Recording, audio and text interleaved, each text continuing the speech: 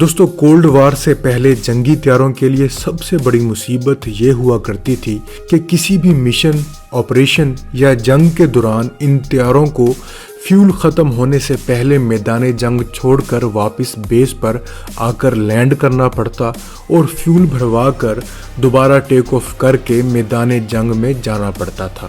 ایسے میں ایک تو ٹائم کا بہت ضیاع ہوتا تھا اور دوسرا بیس تک آنے جانے میں فیول بھی کافی ضائع ہوتا تھا۔ اس مسئلے کا حل اس طرح نکالا گیا کہ ایئر ٹو ایئر ریفیولنگ کے ایکسپیریمنٹس کیے گئے، یعنی فضا سے ہی کسی دوسرے ایئر کرافٹ سے فیول حاصل کرنا۔ جب یہ تجربہ کامیاب ہوا تو شروع میں بومبرز ایئر کرافٹ کو ایز اے ریفیولر ٹینکر میں موڈیفائی کیا گیا، پھر پراپر ایسے ایئر ریفیولنگ ٹینکر بنائے گئے جو فضا میں رہتے ہوئے جنگی طیاروں اور ہیلی کاپٹرز کو فیول دینے کی صلاحیت رکھتے ہیں۔ دوستو ایئر ریفیولنگ ٹینکرز نے فضائی جنگ کو کافی آسان بنا دیا تھا۔ اگر پاکستان کی بات کی جائے تو پاکستان کے پاس 2009 سے پہلے ایک بھی ایئر ریفیولنگ ٹینکر نہیں تھا۔ جیسا کہ میں کہتا رہتا ہوں کہ آپ کا دشمن لازمی ہونا چاہیے، یہ بھی اللہ کی نعمت ہے جو آپ کو ہمیشہ ایکٹیو رکھتی ہے۔ انڈیا اس حوالے سے ہمارے لیے بہت اچھا دشمن ثابت ہوا ہے جو ہمیں ایکٹیو رکھتا ہے۔ ہم سے پہلے انڈیا نے 2003 اور 2006 میں کچھ ایریل ریفیولنگ ٹینکرز خرید لیے تھے جو کہ ایلیوشن IL-78 تھے۔ تو ظاہر ہے یہ ٹینکرز کسی بھی جنگ میں انڈیا کے لیے بہت کارآمد ثابت ہونے والے تھے۔ جہاں انڈیا ان ٹینکرز سے ایئر ریفیولنگ کرتا وہاں پاکستانی طیاروں کو بیس پر واپس جانا پڑتا۔ ایسا نہیں ہے کہ پاکستانی طیاروں کو ڈاگ فائٹ یا مشن بیچ میں چھوڑ کر واپس آنا پڑتا۔ ہر طیارے میں ایکسٹرا فیول ٹینک لگائے جا سکتے ہیں اور لگے بھی ہوتے ہیں، لیکن پھر بھی ختم ہونے پر لینڈ تو کرنا ہی پڑتا۔ تو جب انڈیا نے ایئر ریفیولنگ ٹینکر لیا تو اس کے جواب میں پاکستان کو بھی یہ ٹینکر لینے تھے۔ تو اس مسئلے کا حل یوکرین کی صورت میں نکلا۔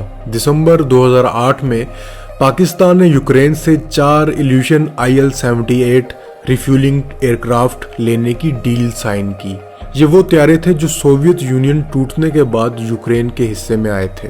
یوکرین نے انہیں پاکستان کی ریکوائرمنٹ کے مطابق ماڈرنائزڈ کیا اور اس میں رشین یوپاز ریفیولنگ پوڈز فٹ کی اور ریموویبل فیول ٹینکس بھی فٹ کیے، جس کے بعد یہ طیارہ ملٹی پرپز کے لیے بھی یوز ہو سکتا ہے۔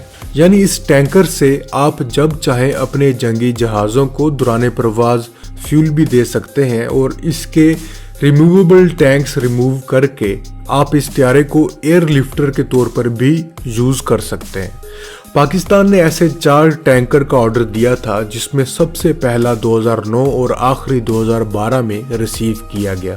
دوستو یہ ٹینکر پاکستان کے تمام فائٹر جیٹس کے ساتھ کمپیٹیبل ہے، مطلب یہ ٹینکر پاک فضائیہ کے F-16، JF-17 تھنڈر، میراج 3، میراج 5 اور نئے J-10 کو بھی فضا میں رہتے ہوئے ریفیلنگ کر سکتا ہے۔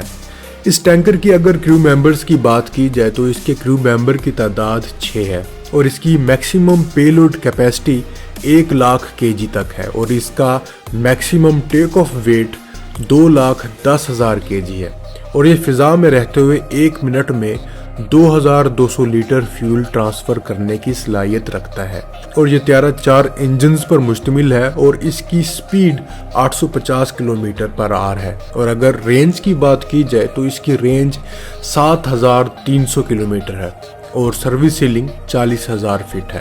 تو اس ٹینکر کے آ جانے سے پاکستان ایئر فورس کے طیاروں کو کافی مدد ملی ہے کہ آسانی سے فضا میں ہی ریفیلنگ کر سکتے ہیں، جبکہ صرف ریفیولنگ کے لیے بیس واپس آنا نہ صرف ٹائم کا ضیاع اور فیول کا ضیاع تھا بلکہ لینڈنگ اور ٹیک آف کرنا بھی اپنے آپ میں ایک الگ سر درد تھا۔ تو امید ہے دوستو آپ کو یہ چھوٹی سی ویڈیو پسند آئی ہوگی۔ اگر آپ کو یہ ویڈیو پسند آئی ہے تو اپنے دوستوں کے ساتھ ضرور